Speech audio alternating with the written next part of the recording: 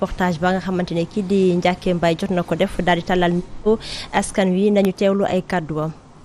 diwliñ seer na ceeb seer na omo sax bu doon jar juróom léegi fukki dërëm sokkili nii fukki dërëm. ay fan mi ngi nii seeraayu dund gi lëmbe réew mi mbir boo xamante ni sénégalais yi ñu ngi koy ñaawlu bokk na ci ñoom commerçant bi di Cheikh Faye. dund gi metti na torop waaw ci ñun waxuma la ak ñi nga xam ne amuñu soxna ndax chaque jour boo bëggee di dépense di boo doon dépassé 5000 léegi yokku na 10 000 ngay dépassé ndax lépp a cher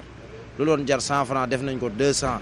kon dund gi ci ñun ñëpp la metti. jaaykatu sandwich bi di Billy xamle na ni yokkute njëkk yi andi na ay gàllankoor ci liggéeyam. waaye instant daf ñuy booleke lu bari lu ñu doon mën a gagné bu njëkk ba instant mënatoo ko gagné mais day débrouiller pour satisfaire sa yenn clients yi mais kilo yàpp buy jar ay 7000 6000 loolu du yoon. aussi ñu dajeel porox ndoolu na ci bile jotaay ngir dellu si ci kàddu yi di ministre bi di Abdoulaye Daouda Diallo yëkkati ba muy janoo ak taskatu xibaar yi. jooju moom kéemaane na moom mënuñu wàññi njëkk yi mais bu ñu mënul sax ñu jëm seen kéem kattan ci produit yi nga xamante ni c'est nécessaire ci vie wu nit yi ñu jëm ci xool as tuut liñ ci teggil askan bi parce que xëy suba tam yor sa njaboot duñu ndékki añ bi nga dëbbal reer moom kenn waxaale ko loolu moom doy na waar trop. seeraay yu njëkk yi ñuy seetlu fii ci réew mi teg na askan wi coono ñoom ñooñee nga xam ni jamono ji ñu toll yuuxu wàllu rek moo leen dese ñu ngi ñaax nguur gi ci mu gën leen a taxawu. jamono ji ndaxte lépp cher actuellement peut-être d'ici peu de temps gouvernement bi dana jël ay précaution wala sax indi la nga xamante ne pour mën a soulager souffrance askan wi waaye lu ci doy wax Salma moo di ne ministre des finances nee na mënuñuy wàññi. bon waaw donte sax askan wi nag ñu ngi yuuxu wàllu mais nee na mun ñu wàññi prix peut-être mun nañ ne crise mondiale la mais laataa nag ñuy commencé waxtaan bi ak suñu invité bi dañuy xool rek tableau bi mooy ci prix denrées alimentaires yi ajaratu nga jàpp ci jamono ji rek Salma li ñu mën a wax moo di ne viande nag maanaam ndawal yàpp nag 1 kilogramme bi ñu ngi koy jaay 3800 francs CFA. autant pour moi ay jamono 3800 la jamono ji nag ñu ngi koy jaay 4000 francs CFA. maanaam yokk nañ prix bi su fekkee ne lii di diwlin la. 1 litre bi mooy natt bi boobu jamono ji ñu ngi koy jaay 1500 francs litre bi bidon 5 litres bi jógee ci 7500 léegi ñu ngi koy jaay 8000 francs CFA. 20 litres bi nag ay jamono c'était 13000 ñi koy muy yéeg ñi yokk tout le temps mu àgg 14000 léegi nag ñenn ñi di ko jaay sax 27750 francs CFA ñenn ñi di ko jaay sax 28000 francs CFA mooy 20 litres bidon diwlin bi pour dire que jamono ji lépp cher lii as tuuti la rek ci la nga xamante ni moom lañu indi ci jëgu denrées alimentaires yi ndaxte am na yenn prix ya nga xamante ni aussi yokk nañ ko mooy lu ñeel wàllub café macaroni vermicelle ak ñoom seen omo lépp a yokk jamono ji xam naa ne yooyu tableau yooyu dinañ ko indi prochainement incha allah docteur Kébé nga nekk ab économiste nekk chercheur fee ca l'AREM ñu bëgg a xam jamono ji yokkute bile li ko waral ndaxte dafa généraliser. jërëjëf madame Diop ci invitation bi donc di la remercier ci pertinence thème bi mu nekk thème bu nekk actualité donc yokkute bi su ñu wax nag mooy moo la wax inflation dañuy naan aussi mooy maanaam soo jëlee ñiy jënd maanaam bien ak service yi jënd jëfandikoo maanaam seen prix moo yokk jamono nag moom la nekk di dugg loolu li ko waral nag mooy dañuy ñëw léegi tuuti ci cause inflation bëri na nag mais Sénégal suñu jàngatee économie bi cause yi moo dafa nekk ñaari cause mooy cause yi nga xam ne dafa nekk cause importée mooy inflation importée ak cause par les coûts loolu li ko waral mooy même suñu amee entreprise yu fi nekk di produire ay biens seen matière première bi ñuy def duñ ko jëlee fii dañ koy importer te loolu li muy waral mooy bu dee prix à l'extérieur dafa yokk effectivement prix yi ñu ko jaay fii day yokk yàgg na yokk nag damay fàttaliku benn waxtaan bu amoon ak benn haut fonctionnaire du FMI bi Sénégal soogee am réallocation des DTS mooy droits de tirage spéciaux yi débat bi amoon entre FMI ak Sénégal mooy FMI dafa bëggoon Sénégal bàyyi subvention yi mu subventionné maanaam dépenser xaalis bi comme ça mën a relancer économie donc pour vous dire que Sénégal état bi dafa yàggoon na soutenir maanaam économie bi maanaam fexe ba maanaam prix mu nekk foo xam ne dina nekk loo xam ne ñëpp na si jotee mais daaw doon appliquer li ñu naan la réalité des prix mooy effectivement prix bien ni muy duggee Sénégal li mu war a jar maanaam daaw ko jar parce que Sénégal moo ko doon subventionné. mais nag contexte li waral mooy gis ngeen fan yi revendication yi état bi tey dafa yet loo xam ne attan na ko. te état bi dafa am ñaari levier mooy levier li nga xam ne levier économie dañ naan ñaari levier moo am levier monétaire pour intervenir ci économie ak levier budgétaire ñu ngi dañoo nekk ci zone kii monnaie unique. communautaire donc levier monétaire jot moomuñu ko BCEAO mooy gérer loolu état bi li mooy levier budgétaire. levier budgétaire lu muy jàngat mooy Sénégal état bi day décider la mooy niveau de recette am ak la mooy niveau de dépense am. te yokkute yi ñu am fan yi ci salaire yi nekkul lu sa état bi mën donc effectivement su état bi yokkee salaire yi te amul yenn ressources supplémentaires yi il est évident que soit mu augmente mu bàyyi subvention yi mu subventionné yenn prix yi. comme ça mën a am tout mën a doole recette am wala mu yokk yenn taxes yi. te subvention ñoo ngi ne par an bu ñu koy estimer ça tourne autour de 500 milliards de francs CFA donc mu doon la nga xamante ne dafa métti ci gafaga gouvernement bi mais bu ñu waxee aussi subvention ñun dañuy ne xaalis askan wi la parce que bien vrai que ñoom dañ def éloge di ne 500 milliards bi ñuy subventionné pour ci lu ñeel wala pour denrée alimentaire mais askan wi aussi dañuy ne seen xaalis la ndaxte dañuy fay impôt. tout à fait donc loolu suñ ko waxee mooy déjà fay impôt bi sax dañ koy xoolaat ndax ñiy fay impôt Sénégal à part ñi naan impôt sur le revenu ñu ko dagg à la source bëriwul te dañoo xool nekk économie moo xam ne dafa bëgg secteur informel ko wax secteur informel wax maanaam seen wàllu contribution à la fiscalité dafa néew dafa néew lool. donc état bi déjà il faut ñu xool régime bi ñu am dañoo am régime boo xam ne c'est un régime libéral. déjà soo xoolee sunu code bi nga xam ne mooy régir maanaam wàllu commerce bi dañu ne le prix des biens et services li ko déterminer mooy libre concurrence maanaam jeu de marché moom moo koy déterminer donc loolu su amee moom maanaam nekk loo xam prix boo xam ne day fixe day yëg ko wàcc mais état bi si volonté accompagner maanaam su population bi si la defoon subvention yooyu mais subvention yi day fekk nag mu am yeneen dépenses yoo xam ne tamit tey da ko dugal si biir budget donc soo xoolee budget de 2022 bi récemment dañoo voté li ñaan loi de finances rectificative mooy bi ñu dugalee augmentation salaire wu enseignants yi bi ñu dugalee augmentation salaire waa santé yi ak même militaire également c'est ak maanaam dañu naan homme de tenue dañuy def augmentation loolu donc suñu ko amee état bi maanaam dafa soxla liquidité bi li ko waral mooy soo xoolee su hausse yu bëri maanaam yokkute yu bëri nekkul lu ñu annoncé dañoo jékki-jékki ñu gis ko parce que dafa nekk urgence boo xam ne état bi soxla na liquidité te amul fu mu ko jëlee loolu mooy soit mu lebi ko su ko lebiwul tamit mu jël ko si taxi yi te ñaari option yi final la état bi am mooy dem lebi pour mën a continuer di subventionner wala su lebiwul tamit mu mën a yokk ak taxi yi pour mën a gën a renforcer recette am. mais lu ci doy waar moo di ne tey yaa ngi waxu subvention yaa ngi ne aussi peut-être dañoo bëgg a fixer réalité des prix mu doon la nga xamante ne ay économistes yu bëri daan nañ ko wax nee nañu bés dana ñëw il faut ñu fixer réalité des prix mais tey bu ñuy déglu ci conférence ba nga xamante ne moom la gouvernement bi def na ko ak taskatu xabaar yi ministre des finances moom di ne rek c'est à cause de la crise mondiale jamono ji crise mondiale ak crise ukrainienne bi est-ce que tey yow en tant que économiste mun nañ ne jamono ji lépp la nga xamante ne Cheikh na rek dafa am rapport ak guerre bu am Ukraine te ñëpp xam nañ ne côté boobu peut-être mun nañ ne céréales moom la ñuy gën fay importer plus que yenn yi tey est-ce que mun nga ànd ak ministre bi li mu wax ni dafa am rapport ak crise bi. crise daam am na si wàll mais li gën a am solo mooy subvention état doon subventionné mu bàyyi ko wala mu wàññi ko instant bi loolu moo gën a waral tey hausse des prix naam céréale bi mi ngi dugg xaw na jafe donc gis si suuf nañu Macky Sall demoon Russie pour jéem a xool Afrique nu mën a jotee si blé bi mais loolu ab pàcc kese la mais li gën a am solo mooy état bi doo doon subventionné mënatul subventionné mu yokk ay dépenses amul fu mu ko jëlee il faut que mu bàyyi yenn subvention yi pour mën a def face yenn dépenses yi mu yokk loolu kese la donc subvention bi crise ukrainienne donc à bon dos li ñuy wax ci tubaab mais nekkul na moom waral inflation mooy Sénégal tey lu ñu doon subventionné état bi bàyyi ko parce que mënatu ko parce que dafa dugal yenn dépenses yoo xam ne amatu yeneen recettes yoo xam ne war na ko mottali mu yokk taxes yi pour mun ko mottali. moo taxit kay man damay ne ni crise bi man dama jaaxle ndax ci temps yi lu xew ñu ne noonu crise bi la crise mondiale la à un moment donné xamatuñu sax.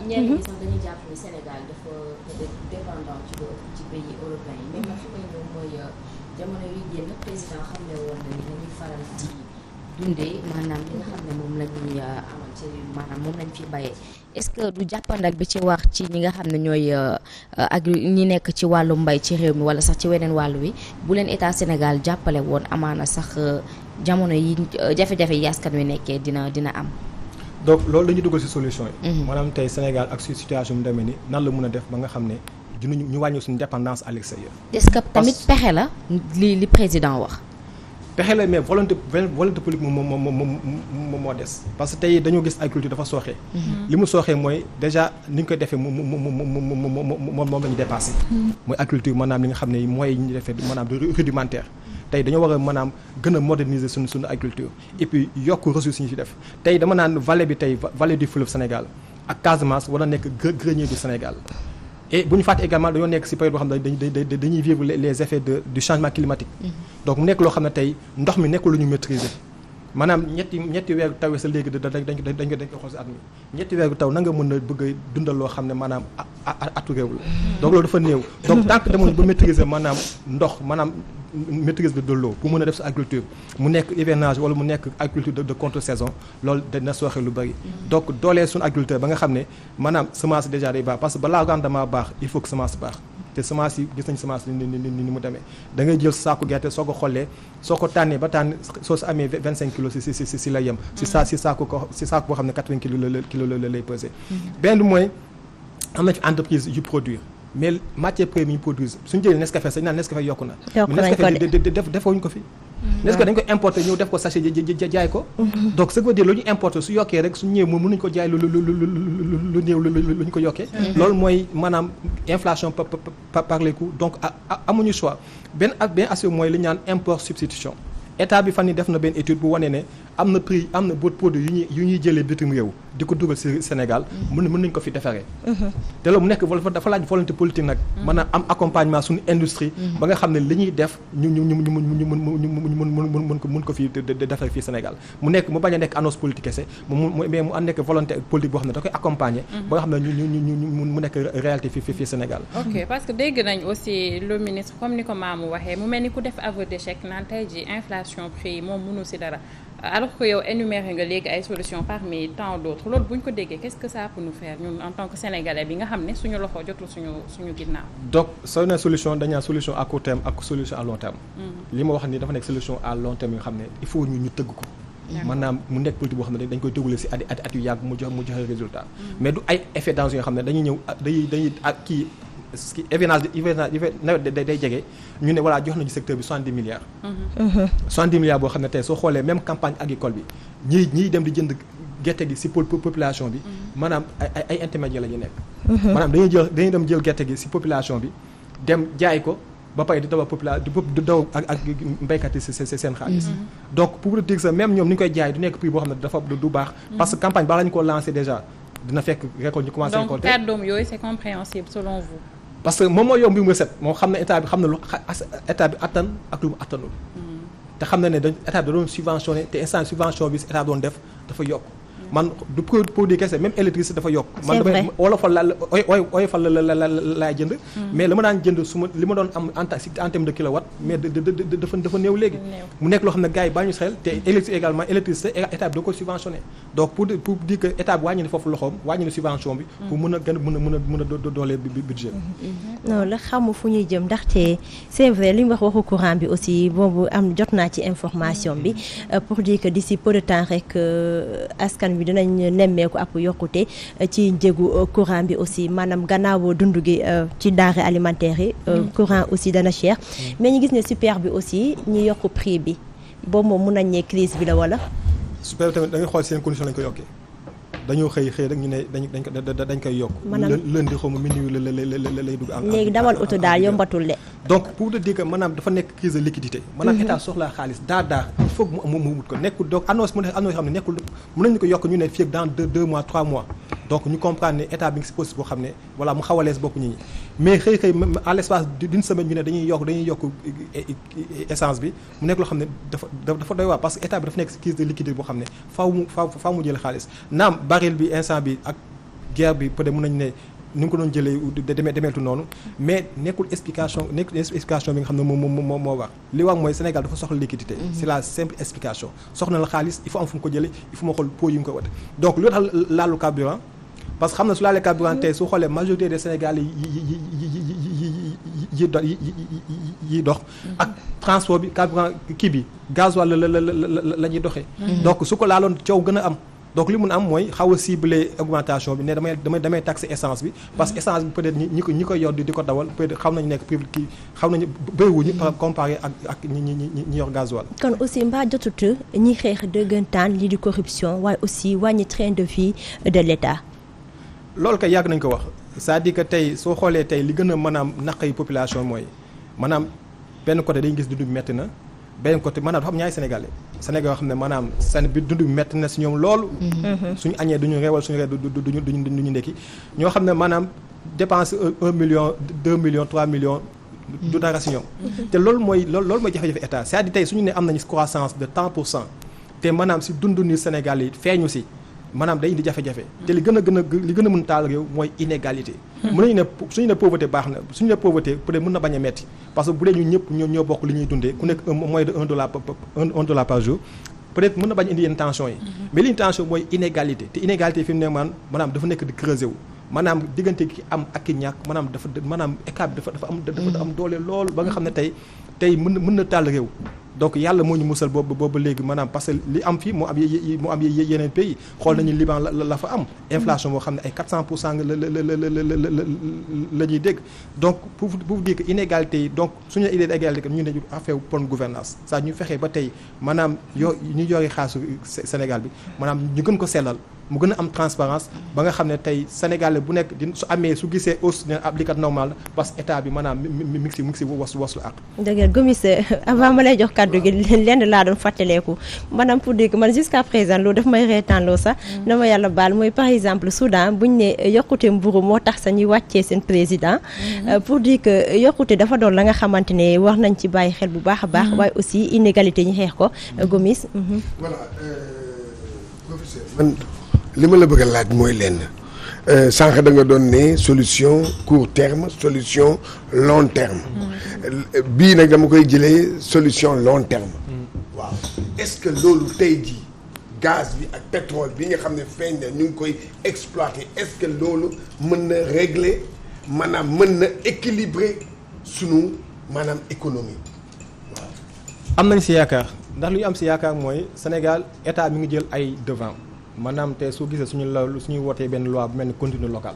maanaam fexe maanaam suñu commencé exploiter pétrole bi gaz bi maanaam entreprise yu ndaw yi nekk Sénégal ñu si gox-goxaan ñu mun see jëriñu loolu déjà mën nañu si am yaakaar mais yaakaar kese la benn mooy loi sur la répartition des revenus mooy bi ñu voté également pour wane ne tey suñu commencé exploiter pétrole bi xaalis bi tant de pour cent day dugg si budget bi tant de pour cent day dem si fonds de stabilisation bi tant de pour cent day dem maanaam pour génération yi ñëw loolu yaakaar kese la mais tey li am solo mooy gouvernance su fonds yooyu tey gouvernance fonds maanaam fonds yi suñ ko fi mettre en place tey ñi koy gouverner mu am transparence waaw jéene bi sell na lool ba fexe tey pas bi dugg si budget bi mu nekk loo xam ne day ñëw xeex mu nekk wàllu maanaam renforcer solidarité entre sociale bi entre di société bi mais surtout renforcer équité bi territoriale mais équité bi entre les citoyens maanaam si wàllu accès à la santé si wàllu faju si wàllu jàng si wàllu maanaam route piste de production maanaam ba nga xam ne Sénégal bi nekk sa gannaaw su fa gën a sori si réew mi maanaam gis si boppam gis na ne kat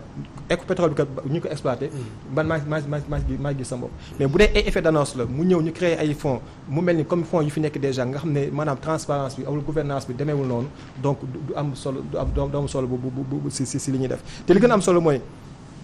pétrole bi ñu koy wax mais pétrole bi bu dee nekkul lu ñuy raffiner fii Sénégal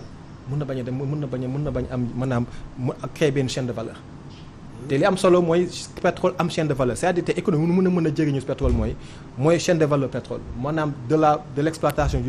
jusqu'au produit fini mu nekk chaîne de valeur xam ne maanaam lépp dañ koy def fii mais bu dee dañu la xam ne dañu ko exploiter dem jël ko brut bi yóbbu ko comme li am Nigéria li fa am mooy comme gerte c'est-à-dire que da ngay am ay quota soo amee quota tey brut ñu exploité nga ne am naa quota nga jël ko dem jaay ko bitim réew c'est-à-dire ba tax na tey kenn sawarul tey maanaam raffiner pétrole bi Nigéria te loolu su amee Sénégal tamit effectivement même problème lay am c'est-à-dire bu dee dañu exploité pétrole te duñ ko raffiner fii maanaam dañuy jël brut bi yóbbu ko jaay ko ñun ñu jël parce que suñu ne 100 milliards de barils la ñuy am 100 millions de barils capacité SAR bi mënul exploiter lépp donc dégg naa 50 millions la mën a exploiter donc ça veut dire surplus bi tey maanaam dañ koy yóbbu dañ koy exporter. li tax tey ñu casser Petrosen mu nekk Petrosen Holding maanaam mu nekk Petrosen boo xam maanaam kii day ñëw si wàllu gëstu kii nekk si wàllu maanaam après service maanaam suñu commencé exploiter bi nu ñu fexee ba jaay. donc pour vous dire que tey li mu annoncé baaxul.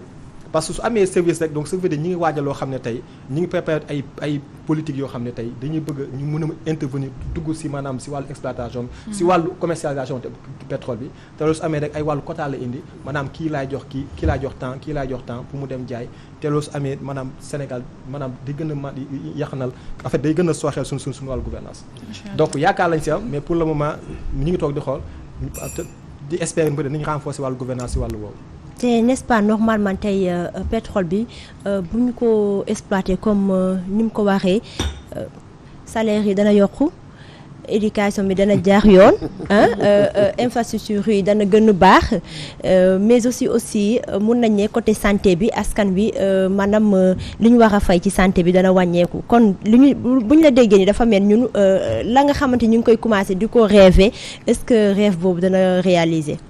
donc loolu suñ ko xamee day estimation la déjà c'est-à-dire estimation yu ne 700 milliards par an estimation la te instant bi jamono yi amuñu connaissance effectivement volume réel li nga xam ne moom lañu am comme pétrole ak comme gaz ak si ban durée lañ ko mën a exploiter yooyu maanaam tey pour nga augmenter ay salaire da nga ko augmenter yoo xam ne maanaam day nekk loo xam ne du durable tey bu dee ay revenu éphémère loo xam ne tey mën nga yokk salaire de 100% 200% nga exploiter pétrole bi 10 ans 15 ans maanaam ñu delluwaat ginnaaw te mën nañ fi commencer am croissance de 20% même mën nañ ko am mais croissance boobu maanaam su pétrole bi ay taxawee rek maanaam croissance bi day taxaw. pour vous dire que tey suñuy def suñuy soutenir yenn politique yi il faut ñu déjà ñu maîtriser déjà suñu volume suñu connaissance en termes de volume de pétrole ñu xool carrément pétrole bi ban volume la ak si ban durée lañ ko mën a exploiter. pour terminer. waaw d'accord pour terminer tey nag ñu gis ne est-ce que tamit pour. ñu mun a nekk ci jàmm lekk am une alimentation saine ndax jotul aussi ñu xool la nga xam te moom la ñuy lekk waaye tamit ñu accompagner producteurs yi parce que tey gis nañ ne Sénégalais dañuy ne plus de 60% des Sénégalais dañuy préférer di produits importés waaye tamit 1,1 tonnes de riz moom la Sénégalais di soxla waaye tamit lii di maïs muy mbokk gis nañ ne Sénégalais dañ koy consommer bu baax a baax mais production bi plus de 761 000 tonnes en 2021 moom lañ jot a importé Brésil ak Ukraine tey est-ce que Sénégalais yi war ñu xoolaat aussi ni ñuy dundee ceeb bi maïs bi tout ça. non li nga wax dafa am solo mooy yàgg nañuy wax autosuffisance alimentaire mais itam il faut également dafa ànd ak ñu naan promouvoir le consommé local c'est-à-dire tey patriotisme économique tey dafa war a feeñ Sénégalais maanaam tey nit dem jënd ceeb bu ñu importé moo gën a jënd riz bu jógee Vallée te loolu tamit peut-être mën nañu ko comprendre parce que en termes de présentation xëy na ni ñu présenté suñu produit fii ñuy béyee fii maanaam nekkul même présentation bi xëy na si qualité mën na nekk même chose mais si wàllu présentation bi si wàllu commercialisation bi xëy na am na fa sooxe mais il faut que day ñu parce que balaa ngaa ne man lii laa bëgg lii laay lekk tey maanaam loolu ñu naan souveraineté alimentaire balaa nga ko am il faut nga déjà daam fu muy jaar déjà il faut nga déjà sécurité alimentaire boobu nga assuré ko ça moo waral tey ñuy importer pour maanaam li ñuy dund ñu mun a dajee si at bi suñ fa jógee foofu autosuffisance alimentaire maanaam li ñuy dund ñu bay ko